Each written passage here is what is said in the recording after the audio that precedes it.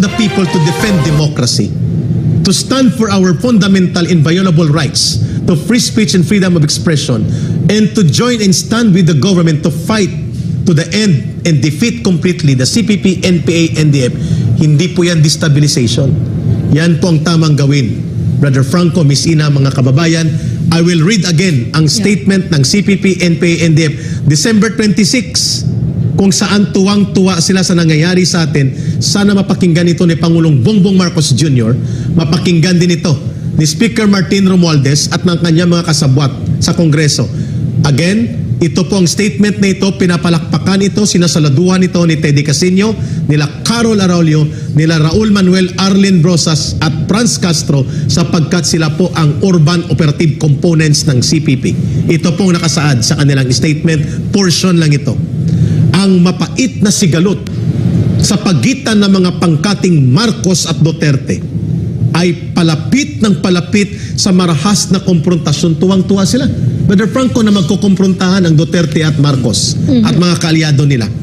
Hayagang pinupuna ng mga Duterte si Marcos. Oh, kita mo, Brother Franco, tuwang-tuwa sila na may sigalot at may pagpupunahan sa planong buhayin muli ang usapang pangkapayapaan, which is kaninong interes itong usapang pangkapayapaan na ito? Sa CPP, NPA, NDF ito. At hundreds of retired officers are questioning the wisdom of the President's order to talk to the CPP again without clear terms of reference for them to give up arms and terrorism and to dismantle and disband the NPA. Walang malinaw na ganong pag-uusap, binuksan sila at parang walang nangyari. Ito yung sinasabi ng CPP sa statement niya na dinidipinsahan nila ang usapang pagkapayapaan sa National Democratic Front at CPP. Ang ilang bagong retirong generals ng military na tapat kay Duterte ay umiikot sa mga opisyal ng militar na aktibo, mga negosyante at upang mangupat, manulsul ng kudita. Intrigero. Para ibagsak si Marcos at magtatag ng civilian military junta. Naks. May alam ang Chief of Staff, subalit na natiling tahimik siya. General Bronner, inaakusahan po kayo ng Central Committee ng Communist Party that you know about this. Is this true, General Bronner? That you believe that the kudita and military junta is being hatched and prepared by Rodrigo Duterte? Did you brief the President about this? Naku. General Bronner, is President Marcos convinced na magkukudita dahil gusto lamang ni Duterte manumbalik sa poder? Is that so? At dahil may issue ng kapayapaan which is a valid public interest issue na dapat talakayin, kaya nyo kami binubusalan sa SMNI? At ito ay lumabas ngayon sa Statement of Declaration ng Communist Party of the Philippines na para may pag-uusap at the back at alam nilang nangyayaring mga maniobra sa loob ng gobyernong ito? Kay Eric, ako gusto kong maniwala na hindi ganyan kahina ang pag-iisip ng ating Pangulo na paniniwalaan niya yan. Kaya ako naniniwala na hindi yan yung pinaniniwalaan ni Pangulong Bongbong Marcos na ang Duterte, si dating Pangulong Rodrigo Duterte ang nasa likod ng umano'y destabilization efforts. No? Kasi nilinaw na yan walang ganun.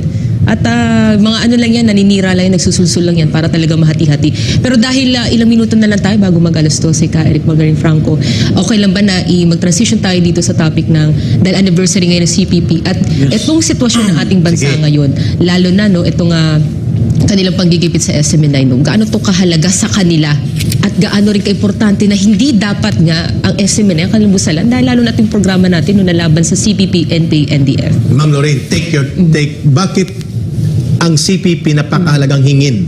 Ang ulo ng SMNI, si Pastor, si Rodrigo Duterte, si Sara Duterte at ang program Laban Kasamang Bayan at ang Gikan sa Masa at buong SMNI na. Gusto ko yung tanong ni si Senator Amy Marcos, tama yung tanong niya, napakahalaga na tanungin mo yung tamang tanong at tama yung tanong niya. Sino ang natatakot sa SMNI? Yun. Okay, so ang natatakot sa SMNI ay ang CPP, NPA, NDF. Yan ang number one. Takot na takot sila kasi kami lang, SMNI lang ang naglalakas loob na sabihin ang katotohanan tungkol sa kanila na walang patumpik-tumpik, walang paikot-ikot kasi sila they're very confusing. No? Yes. You have to replace that confusion with clarity.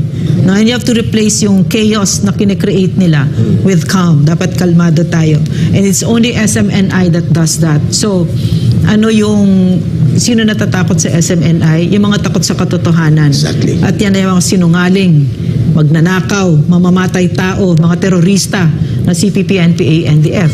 Simple as that. Correct. It's not rocket science. Frank, your take on this bilang bahagi ng mamamahayag kay Hodang gusto kang i-define na mamahayag ng CPP operative na si Danilo Araw at ng mga kasabwat nila. Your take on that question ni Ms. Ina at sa sagot ni Ma'am Lorraine. Kasi kaya rin ganito yan. Later on, hindi naman ang mga mababatas na nagdi-decide nito. Ang taong bayan naman, Correct. kahit anong sabihin nila, pero ang nakikita ng buong bansa ay ang katotohanan na nakukuha nila dito sa SMNI ay ng paninindigan at dyan dapat susunod dahil demokrasya tayo. At alam naman natin, kaya hindi tayo pwede magpakita ng pang-aabuso ng ating otoridad. Ay napakalinaw. Kasi nangyayari sa atin dito Eric, ito ay really inilaan para makita ng taong bayan kung sino ba Yun. ang mga taong dapat pagkatiwalaan. Tama. Dahil yun nangyayari sa inyo Eric, yun nangyayari dito sa SMNI. Nakita naman natin ng mga taong naninindigan sa tama. Tama. At nakikita natin kung ano ang nangyayari sa ating pamahalaan. Dito, ibinuking lalo ang ginagawa ng CPP, NPA, NDF sa oras na ikaw natanggapin mo sila sa iyong poder. Frank, dudugtungan ko yung binabanggit mo please. Yes, Na sir. katotohanan, Ms. Ina, sa binanggit ni Ma'am Lorraine. Sino bang takot sa katotohanan na binabanggit ng SMNI about CPP, NPA, NDF? Number one, ayaw ng CPP, NPA, NDF at mga urban operatives nila, pati mga party list operators nila, na maisiwalat na ang punot dulo ng pagdideklara ng martial law noong 1972 ay dahil binomba nila ng 3 granada ang Plaza Miranda. At hanggang ngayon, ang kalunos-lunos at karumal-dumal na krimen na yan ay pilit pinagtatakpan ng mga current leaders and cadres ng CPP, NPA, NDF. That's number one truth. Sila po ang pasimuno sa pagbomba sa Plaza Miranda na ibinintang kay President Marcos Sr. at dapat alalahanin niya ni Bongbong Marcos Jr. na baka may mangyaring masama sa ilang opisyal na malapit sa kanya at isisisi kay Duterte para magkaroon ng malalang away sila. Ganon kasama ang record at pagkatao at organisasyon ng CPP na pumatay ng 6 na sibilyan or 7 at mahigit 100 ang sugatan, including ang serious damage kay Salonga, kay Manglapos at marami pang mga liberal party groups na kaalyado sana nila, sumalit except Ninoy Aquino. Number 2, ayaw nilang masiwalat ang more than 3,500 na mga replay galing China na kanilang kinuha, nagpabili ng barko at bitbitin at parmasan ang taong bayan para patayin ang mga sundalo at pulis at pumatay ng sibilyan at pabagsakin ang gobyerno ng ating bayan noong panahon ni Ferdinand Marcos Sr. Ayaw nilang isiwalat ito, ang MB Karagatan. Third, ayaw nilang isiwalat na ang CPP, NPA, NDF ay pumatay po na mga inosenteng sibilyan kagaya ni Kit Absalon ng Rano Massacre, ng 4 na buwang sanggol doon sa Talakag, Bukidnon, at ng libo-libong mga CPP, NPA, NDF na pinaghinalaan nilang mga kasabwat daw ng gobyerno at mga espiya na pinagpapatay nila at pinagbabaon ang kagaya ng mga nadiscovery sa Leyte at sa Mindanao at dito sa Southern Tagalog. Ayaw nilang maalala ng mamamayan na ang dami nilang pinatay, sinunog, binomba, including ang estimated more than 15,000 sundalo at pulis and more than 30,000 civilians at mga NPA na nadamay at mga pamilyang nawasak for the last 55 years. Ang tanong, sino lang na media outlet ang nagsasalita at nagbubunyag dito na nagtataya ng buhay, karangalan, personal na comfort kung hindi kami binigyan ng pagkakataon dito sa SMNI at ang programang itong binuo ni Pastor Kibuloy sa kanyang pamumuno na magkaroon ng ganitong programa? Sino lang ang nagsisiwalat na ang mga nagnakaw ng mga anak na mga inosenteng kabataan sa mga magulang na nagpapatuloy hanggang ngayon at nandyan pa sa Kongreso ang mga nagre-rekruta like Raul Manuel Arlen Brosas at si Franz Castro, yung mga ninakaw nilang kabataan doon sa Mindanao na binubulgar namin ni Ma'am Lorraine? Sino ang nagpapaliwanag nito? Ngayon ang tanong sa inyo, ito bang mga katotohanan na ito, Speaker Martin Romualdez, sa Senado, kay Pangulong Bongbong Marcos Jr., ito ba ang gantimpala ito ba ang balik sa SMNI na dapat busalan, iwala at durugin dahil nag-aabuso kami sa aming press freedom at free expression? Taong bayan, kayo na pong humatol kung bakit humantong ang SMNI dito sa kalagayang very very similar to the period nang idineklara noon ang martial law na lahat ng media ay ginamit bilang at tinrato bilang kalaban ng administrasyon. Ma'am Lorraine. Yes, isa sa mga bagay na gusto natin i-highlights dito ka Eric dahil anibersaryo nga ng CPP-NPA NDF ngayong araw, habang hinanap ko pa yung iba pang statement ng ating mga butihing senador, ay ma'am, ipaalala natin kung ano ang karahasan na ginawa ng CPP, NPA, NDF. Sila'y nagbubunyi ng kanilang anibersaryo. Ito po ang ginawa nila sa ating bansa. Ma'am. So where do I even start? No? Hindi na nga maibilang yung mga anak natin na nagkandamatay at sumali sa NPA. No? Hindi na natin maibilang yun. Hindi na natin maibilang yung mga kapatid natin na katutubo na pinagpapatay at nawasak ng mga buhay nila. Okay, just to shorten it because we're running out of time. Bakit ganito ang Pilipinas? Bakit ang Vietnam lumipad na? Bakit ang Thailand, mga ASEAN brothers and sisters natin, lumipad na? Bakit tayo naiwanan? Yan ay dahil sa CPP, NPA, NDF. Yung modernization lang ng jeep pinalalaki pa nila. 15 diba? years. 10 years. So gusto nila talaga wasak na wasak ang Pilipinas.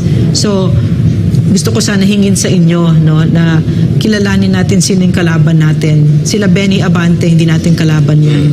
Because I believe that there is a middle ground. Yeah. Middle ground for them. So, am I gonna vote for him if I'm from his district? Maybe not, no? But hindi siya kalaban. Itong mga nandyan sa Kongreso. So, maliwanag tayo. Uunahin nating tanggalin ang CPP, NPA, NDF. Kasi yan ang hindi kung bakit hindi tayo lumilipad bilang isang bansa. Napakaganda ng Pilipinas, napakatatalino natin, at saka talagang ang gigiting ng mga tao dito. Nakita natin yung kalidad ng mga PMA graduates, kung paano sila magsalita at kung paano yung sulat nila, at pinakilala talaga nila, pinaalala nila sa atin kung sino tayo. Kasi nung nakaupo ako doon, no, Eric, naramdaman ko noon, parang ganito pala yung ginagahasa. Wala kang kalaban-laban, and I felt so disempowered, no? Na parang grabe, pwede palang gawin ito, no? But hindi pala pwedeng gawin yon. May nagmamasid kasi we have each other. The Philippines, we have each other. So ang isang demokrasya this is a government by the people, of the people, for the people. So tayo ang pinaka hindi nag-iisip dito, yung mga ambisyoso na walang respeto doon sa kapangyarihan ng taong bayan. Correct. Yeah. Correct. Miss Ina, your take, and then Brother Franco before our extra. Well, to add, no, isa kasi sa mga nakikita talaga nating dahilan kung bakit tumagal ito dahil dun sa information war na sa matagal na panahon, no, wala naman talagang media, walang network na nagbigay ng ganitong programa, no. Hindi naman sa self-serving tayo, pero yun talaga yung nakikita natin na ito naging dugtungan, no. Hindi lang naman ito about us, no. Ito yung mismo mga magulang, no, ang anak nila naging biktima ng mga CPP, NPA, NDF, no, mga dating kadre na nagbagong buhay, ating men in a uniform na pinapakita ang mga naging achievement ng ating pamahalaan, no, regarding dito sa CPP, NPA, NDF, no, napadapa talaga ang NPA. All of that, no, makapangyarihan na nakukuha ng impormasyon, no, sa pamamagitan, no, ng programang ito, at una sa inyo mismo mga kababayan na the seeds have been planted na sa inyo, at na napakahalaga ng role nyo na ipalagana pa ito, at kayo rin mismo tumindig kung nasan man kayong sektor ng ating lipunan. At tayo dito magpapatuloy tayo kahit na minsan, no, nakikita natin na hindi naman tayong kalaban ng ating pamahalaan, pero it seems na ganun ang nagkikita na imbis na suportahan, magkaroon din ng gantong uri ng programa. Yun yung ating hinihiling din dito. And one more thing, no, kasi Christmas season ngayon, we want to really celebrate. Pero iba kasi ang selebrasyon ng CPP, NPA, NDF. Bantayan natin itong mga panahon na ito dahil ito ang panahon ng pag-akyat. Tama ba ka, Eric? Correct. At itong pag-recover Correct. nila. At lalo na kung walang SMNI, no, na siya talaga sa naging pillar din dito sa information war, nakikita natin yun, yung posibleng paglakas nila doon sa era. Pero we are thankful because we have this online edition ng Laban Kasama ang Bayan, at napakarami na ating viewers ngayon. 10,000 almost ang live sa YouTube pa lang ito. Meron pa tayong ibang platform. So salamat, nakikita natin. Thank you. Talagang Thank you. hinahanap nila. CPP. Thank you. Hinahanap